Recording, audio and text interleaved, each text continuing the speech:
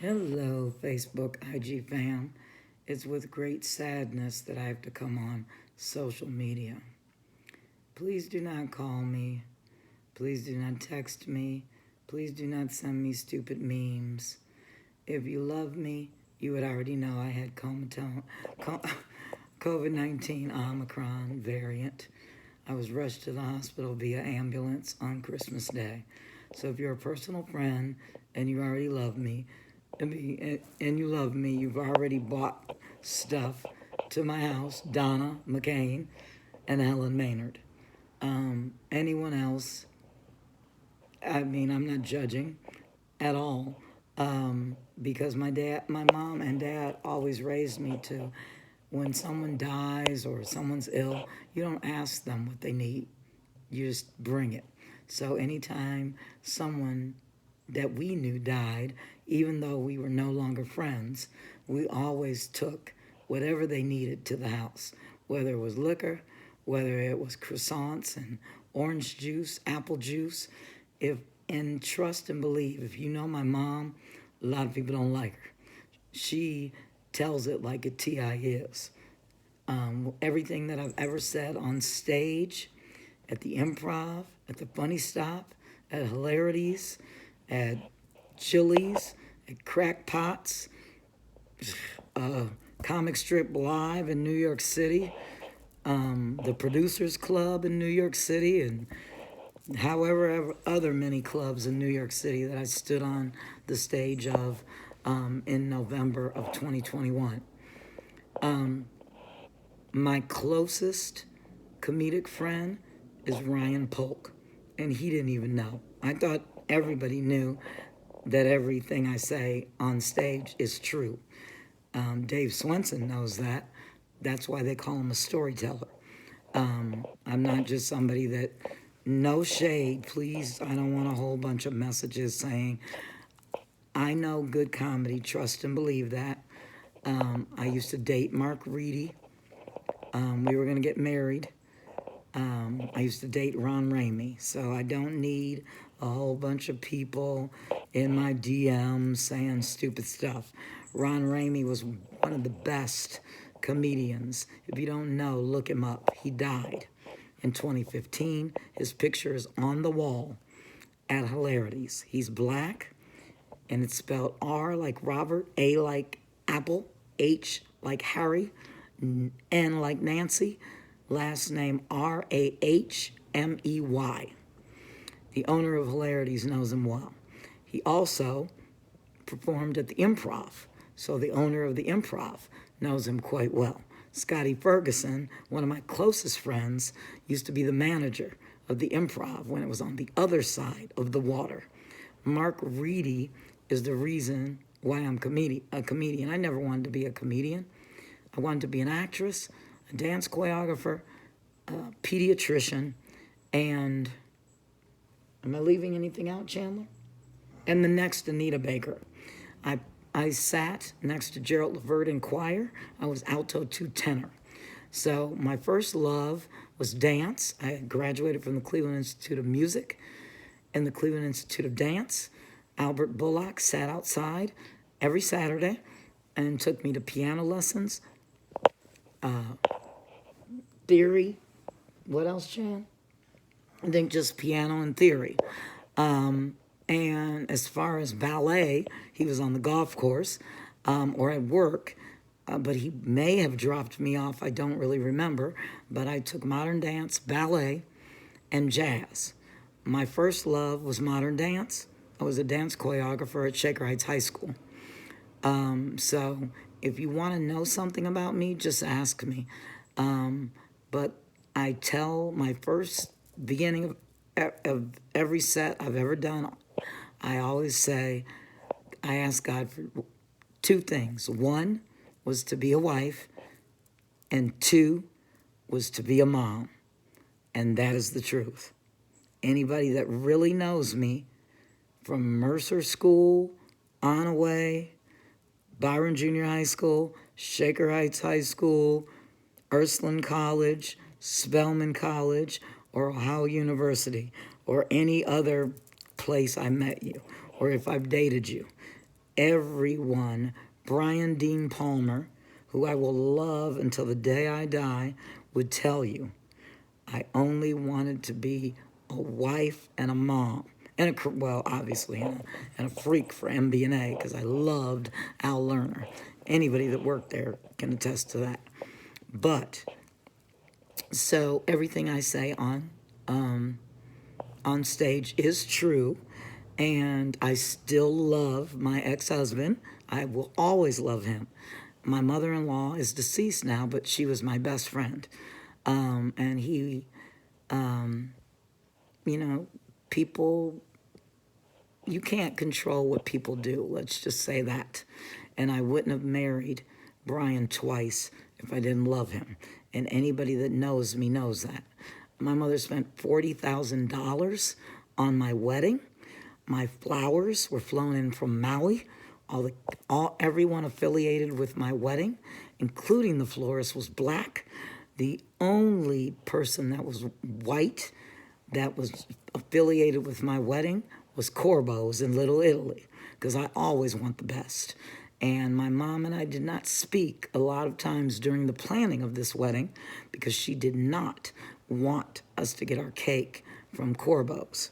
Not because she doesn't like Italian people or Corbo's, but she wanted to patronize all black businesses. And to be honest, I don't really know a black-owned, I do now, but in 1994, I don't know a black-owned business that makes cakes better than Corbo's. That's factual. And honest to God, you can ask Brian if you know him. My mom and I, that's the only detail of my wedding that we fought about. She also wanted me to put this black statue, if you will. It was something that I believe Cedric Burns, who I've known since 1972 at Mercer School, I believe Joyce Burns had given it to my mom early so I could put it on top of the cake. I love Cedric Burns more than I love anybody from Mercer School other than Adam Siegel probably, but I refused. What the hell what was Sinatra doing?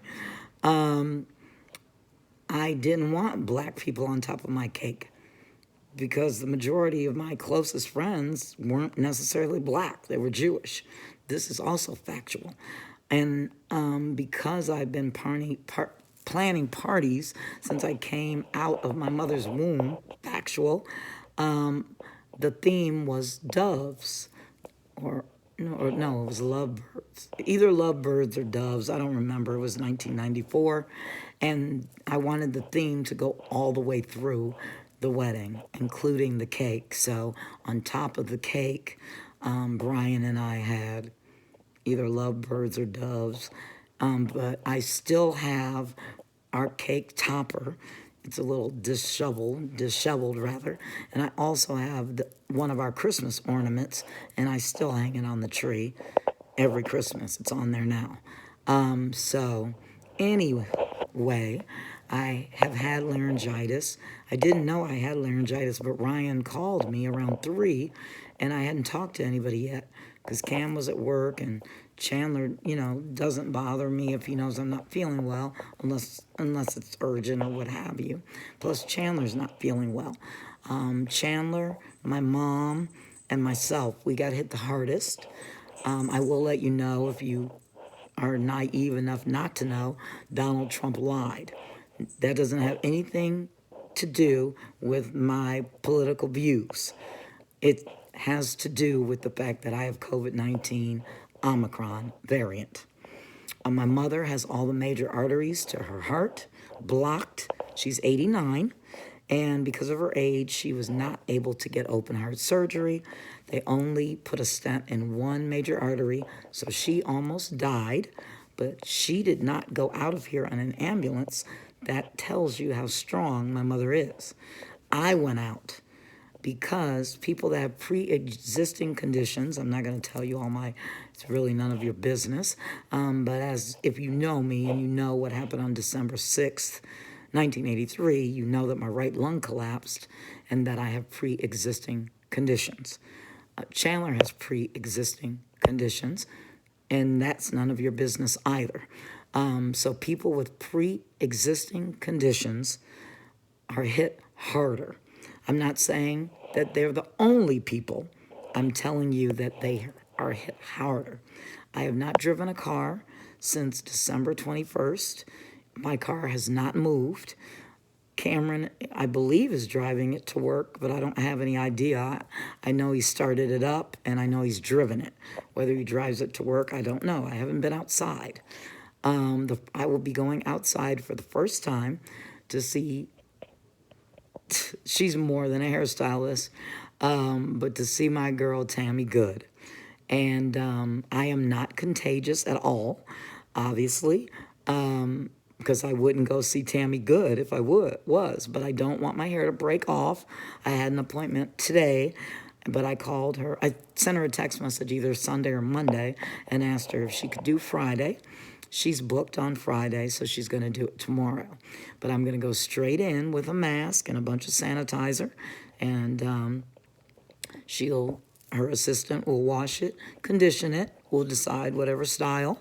She'll trim the ends, probably if necessary, and I will get back in my car and I will come right back home. Cameron has to work, and Chandler does not drive, and no, I'm not going to take a Uber because Tammy's only about 10 or 15 minutes away. I'm very conscious, alert. I'm just exhausted because I'm not sleeping. And again, I'm not going to go into my medical condition on social media, but I wanted to let you know the seriousness of COVID-19 Omicron. I also wanted to let you know that I am not a bitch, although I'm sure that everybody thinks that I am because they have for 57 years. I've been bullied. I've been everything. I've been called rich bitch. I've been called it all. So nothing anybody could put in the comments is going to hurt my feelings. The only thing that would hurt my feelings is if you would put something in the comments and you went to Mercer School with me, that you wouldn't call me on the phone or private message me. So, and again, that doesn't hurt my feelings either. It just shows your ignorance.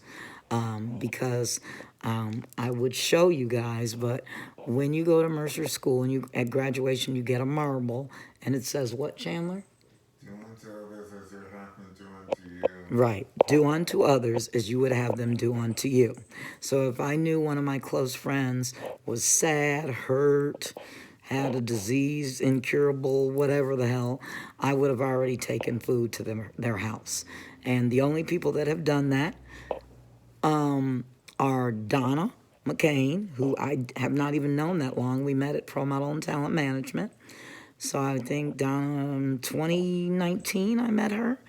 And we took acting classes at I convinced her to take them with me in October. She loved it, but hated it at the same time because it's very rigorous. It's a very good school. And Helen Maynard, who has known me since, I believe, 7th grade. No one else has brought anything over to the house. That doesn't mean they haven't asked. That doesn't mean I haven't received text messages. But I haven't been eating really, so Helen brought, well, it's none of your business what Helen brought, but she brought what was necessary. I didn't ask, and she insisted, and that's how our friendship goes. If Helen tells me something that she's gonna do something, she don't ask my permission. She calls and asks. She was raised just like me by a strong black mom. I've never met Helen's father, so I can't speak to that. But I have met her mom, and I loved her dearly, and I miss her. I miss her speaking in Spanish, her intelligence, just everything about her. That's why Helen is who she is today. Period. Can't speak on something that I don't know. So I know who her mother is and was, and that's why Helen Maynard is who she is. The reason I am who I am, my dad would have given, if he knew that one of his best friends needed a kidney, you would have been able to count on Al to give you that kidney.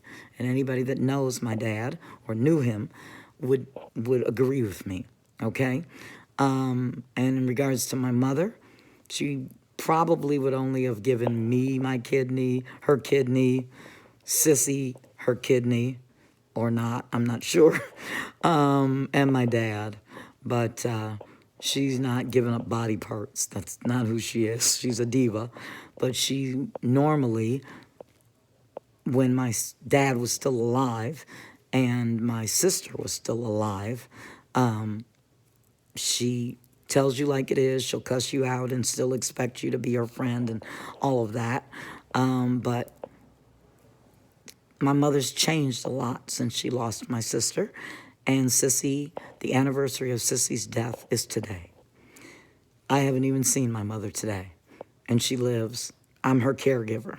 That's, again, the rest of anything is none of your business.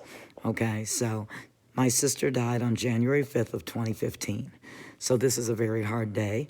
But no, that's not why I said the things I said on this video or social media. It's a very hard day because my sister, who was 16 years older than me, she wasn't my best friend. I taught her how to walk and talk and a whole bunch of other things. She had a stroke when she was in early 20s. And any of my teachers from Byron probably know that. But anyway, it's the longest video I've ever posted on social media. I'm going to have Chandler upload it to YouTube because I think that a lot of these people in the world could learn from it, because I'm just very hurt that my Mercer friend would say what she said on social media. I have stopped what I was doing to go pick her up when she was sad, and that's all I'm going to say. I didn't come on here to blast anybody that I love. I will love her till the day she dies, and so on and so on and so on. You know, when I love hard. I'm loyal. I don't expect everybody to be like me. If they did, then I'm not even going to go there. But if everyone was like me, Donald Trump would have never got voted in office. You know, that's why I keep to myself when I do comedy. I'm not, no shade to anybody else. I'm not a heavy drinker. I never have been. So why would I sit at the bar and drink a bunch of drinks if that's not my personality? Plus, I'm a lot older than all of you guys. You already know that because I tell everybody at the beginning of my set how old I am. So, I mean, why would I hang out with a bunch of people that are my kids' age? Duh. I don't go to the bar with Cameron and Chandler. So why would I sit up and get drunk at the bar with some people that I respect in my comedic world? It would be silly. My mother never drank with me. Al Bullock never drank with me. That's not how I was raised. Children were to be seen and not heard in my home. If I had something to say and my dad was talking with someone else, I had to say, excuse me. And I wish the world would get back to where it was in the 60s, 70s, 80s, and 90s, and in, you know, black homes, Jewish homes, white homes. It's not even anything to do about race. It's just about the way you were raised. So ignorance starts at the home. My degree is in education. I taught at the Jewish Community Center, and I also did my student teaching at the Jewish Community Center in Cleveland Heights. Beechwood wasn't even built then. So the majority of my close friends from Mercer School were Jewish. I used to go to temple with them when I would spend the night at their house because we were I was the only black in my class, and we were the first blacks to buy on Shaker Boulevard between Warrensville Center and Green. That's factual. Nobody's business, but, you know, since you guys, I really didn't do this for anybody other than I don't ever want to attack or come at or say anything that I wouldn't say anything that I wouldn't normally say to someone's face on social media. So to make a parable, and this again is not shade, I have the most respect for John Bruton, but John Bruton, it's business.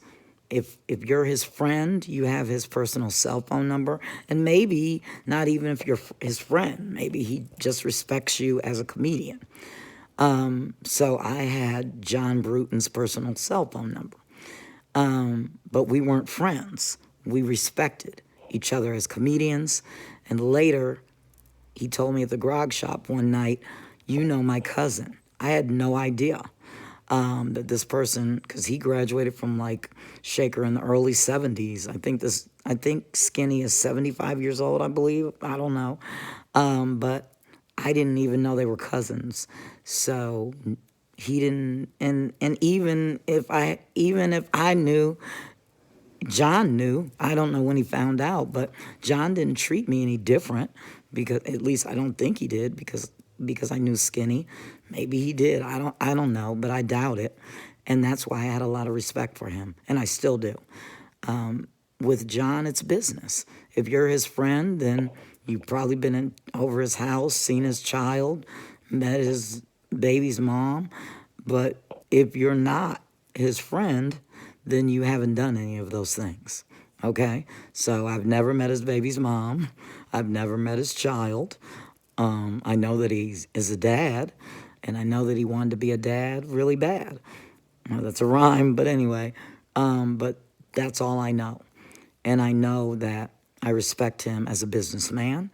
And, I would, if he chose me to be on a show that he was on, I would do it if I was healthy. And that's all I have to say about that. Period. Pete, I don't go to Pete's house. I don't, his wife's never made me baklava. I wish she would, because I love it. But I respect him as a business owner and as somebody that makes stars. The people on the walls have actually stood on the stage of Bunny Stop. Cedric the Entertainer, Steve Harvey, some of my comedic idols, JJ from Good Times. So I respect him as a business owner and as somebody, as a judge of character. When I took Dave Swenson's class, he told me, if you can get past Pete, you can get past anybody. And that's the truth.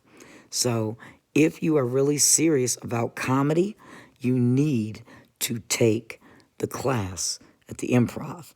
I'm not an online type chick, so before COVID, I'm still not really an online person. So I would suggest, if you can, take Dave's class in person. If he is just doing online and then the show is going to be at the Improv, then do that.